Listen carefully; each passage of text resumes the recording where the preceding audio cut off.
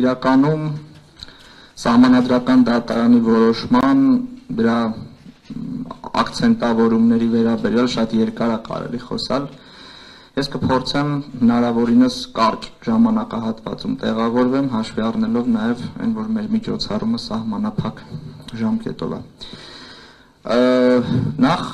ինչա ասել սահմանադրական դատարանը, իմ կարծիքով հնարավոր է, որ իմիջիայլոց այն ինչ որ ես ասում եմ իմ կարծիքն է, հնարավոր է, որ գործընկերներիցս որոշները օրինակ ինձ հետ այնքան էլ համամիտ չլինեն։ Ես այսպես եմ մեկնաբանում սահմանադրական դատարանի որոշումը։ Սահմանադրական դատարանը սահմանել է, որ այն դեպքերում, երբ որ անձի նկատմամբ հարուցվում է ապօրինի ծագում ունեցող գույքի բռնագանձման վարույթ, ուսումնասիրություն, հիմքում դնելով անձի մեղադրյալ լինելը կամ քրեական գործի հետ որևէ կապ ունենալը, այդ դեպքերում առավելագույնը բռնագանձման է ենթակա այն գույքը, որը ողջամտորեն կապ ունի համապատասխան այն հանցանքի հետ, որով որ անձը ներգրավել է օրինակ ի սկզբանե որպես մեղադրյալ։ Ողջամտորեն կապ ունի ասելով, ես օրինակ անձամբ հասկանում եմ, որ ամենակիչը մեղադրյալ ներգրավելու մասին որոշման մեջ կամ առաջադրված մեղադրանքում պետք է օրինակ բռնագանձման ենթակա համապատասխան գույքի վերաբերյալ առկա լինի որևէ նշում, առկա լինի որևէ այսպես վարկած, որ գույքը հանցավոր գործունեության արդյունքում ստացված գույք է կամ հանցավոր եկամուտներով ձեռք բերված գույք է։ Ավելին, սահմանադրական դատարանը սահմանել է, որ համապատասխան հանցանքը, որը թույլ է տալիս անձից գույք բռնագանձել, պետք է լինի այնպիսին, որ ողջամտորեն հնարավորություն օբյեկտիվ դիտորդի մոտ ստեղծի այն պատկերացումը, որ այդ հանցանքից հնարավոր էր համապատասխան չափով ապօրինի եկամուտ գեներացնել։ Այսինքն նայեք, օրինակ, եթե անձին մեղադրյալ են ներգրավել $300 կաշառք տալու համար, օրինակ, կամ թեկուզ ավելի մեծ չափով $1000-5000 կաշառք տալու համար,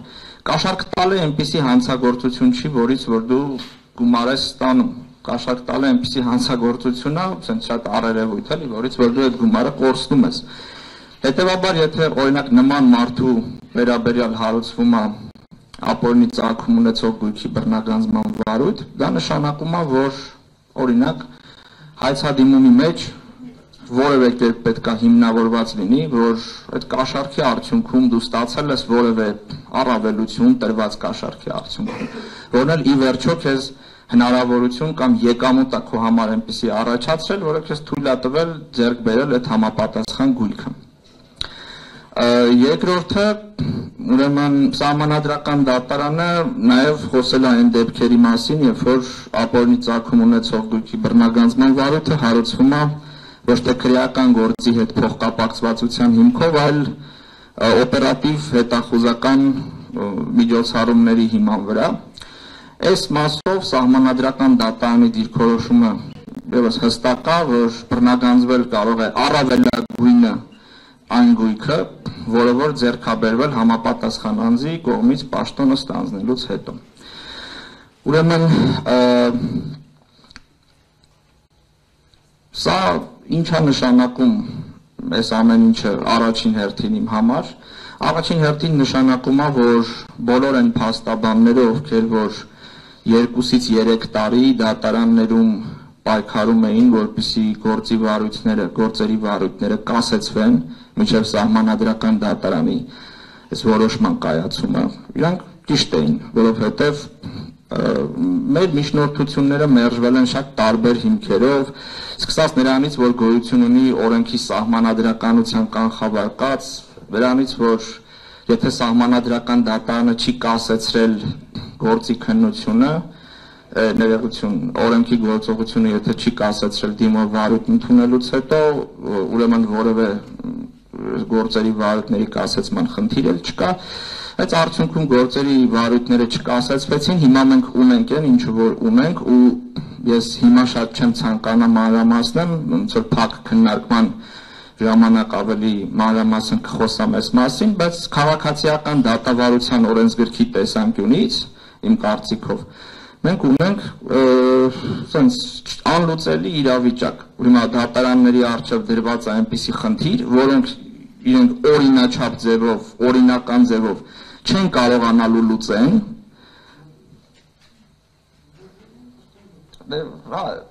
ես եմ տեսանկյունից եմ խոսում պարոն Նորբելյան, որ դատարանները եթե ցանկանան բավարարել հայցերը, չեն կարողանալու այդ խնդիրը լուծեն, քանի որ ժամանակին մեր միջնորդությունները անտեսվել են։ Եվ երկրորդ շեշտադրումը, որ կցանկանայի անել ու դրանից հետո արդեն խոսքը կփոխանցեմ գործընկերներիս, դա նայա, որ ելի ես 2-3 տարիների ընթացքում մենք մշտապես բարձրացրել ենք այն հարցը, որ մարդու իրավունքների եվրոպական դատարանը ունի մի շարք վճիռներ, մասնավորապես Բուլղարիայի դեմ կայացված գործերով, որում շեշտվում էր, որ համապատասխան հանցագործության հետ անհրաժեշտ է կապ ապացուցել, շեշտվում էր, որ այդ հանցագործությունը պետք է լինի այնպիսին, որ եկամուտներ գեներացնելու օբյեկտիվ հնարավորություն տա համապատասխան անձին, կրկին մեզ երբևէ չեն լսել եւ ավելին ասեմ, այսօր գոյություն ունեն շատ երկար վերլուծություններ, որոշ դատական ակտերում արդեն կայացված, որում դատավորները հիմնավորել են, թե ինչու Բուլղարիայի հետ կապված միեդի գործերը կիրառելի չեն։ Իսկ կա երկար վերլուծություններ, որտեղ դատավորները հիմնավորել են, որ դրանք կիրառելի չեն, հիմա պարզվեց, որ Սահմանադրական դատարանը ոչ միայն ուղղակիորեն իր որոշման պատճառաբանական մեջ նշել են, որ դրանք կիրառելի են, այլև այսպիսի մի գաղափար կա, որից բխում է նույնիսկ, որ դա այն նվազագույն երաշխիքն է, այդ մոտեցումները, որոնք որ միեդի կողմից արտահայտվել են, որոնք որ պետքա տրվեն համապատասխան այդ ուսումնասիրվող անձին, որպեսզի սեփականության իրավունքի նկատմամբ միջամտությունը անհամաչափ չլինի։ Հակառակ դրան մեր դատական համակարգը մշտապես եւ դատախազությունը մշտապես առաջնորդվել է այն տրամաբանությամբ եւ առաջ է քաշել այն տրամաբանությունը եւ կան այնպիսի դատական ակտեր, որոնցում առաջ է քաշված այդ տրամաբանությունը ու շատ երկար հիմնավորված է, որ Հայաստանը այսպես կոչված 4-րդ մոդելի երկիր է, գոյություն ունեն ապօրինի գույքի բռնագանձման 4 մոդելներ, 4-րդ մոդելը ընդհանրապես կապ չունի որևէ հանցագործության հետ եւ դատախազները եւ դատարանները միշտ ասել են, որ մենք այս 4-րդ մոդելի երկիրն ենք։ Առանց հաշվի առնելու, թե ընդ որում այդ հարցը մեր կողմից միշտ բարձրացվել է, իսկ ով է ասել, որ 4-րդ մոդելի երկիր լինելը ինքնին նշանակում է, որ այդ մոդելը իրավաչափ է։ Ով է ասել, որ այդ մոդելը երբևէ դրա իրավաչափությունը, կոնվենցիային համապատասխանությունը երբևէ քննարկվել է մարդու իրավունքների եվրոպական դատարանի կողմից։ Ով է ասել, որ այդ մոդելը ընտրել են այնպիսի պետություններ, որոնք ընդհանրապես